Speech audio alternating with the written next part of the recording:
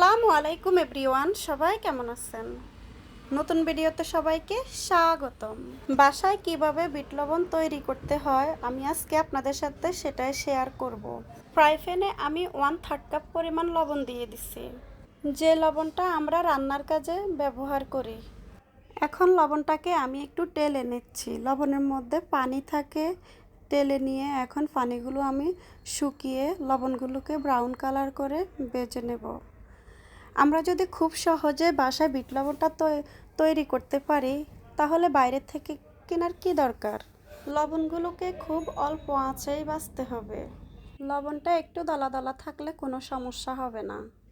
এখন এখানে দিয়ে দিছি খুবই সামান্য পরিমাণ কালো গোলমরিচের গুঁড়ো। গোলমরিচটা গুঁড়ো করে দিতে হবে এখানে। দিয়ে এখানে এটাকে আমি অনবরত নাড়তে থাকবো।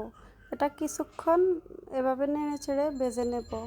তারপর এখানে দিয়ে দেব সামান্য পরিমাণ জিরা গুঁড়ো, সামান্য পরিমাণ ধনিয়া গুঁড়ো এবং সামান্য পরিমাণ মরিচ গুঁড়ো।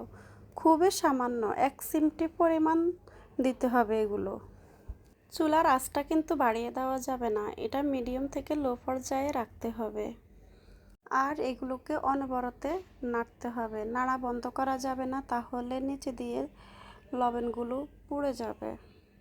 লবণগুলোকে আমি অনবরত নেড়ে ছেড়ে এগুলোকে ব্রাউন কালার করে ভেজে নিয়েছি।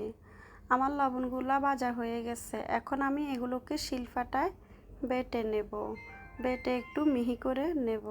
আপনারা চাইলে এটা ব্লেন্ডারের মধ্যে ব্লেন্ড করে নিতে পারেন, কিন্তু আমি এটা শিলপাটায় বেটে মিহি করে নেব।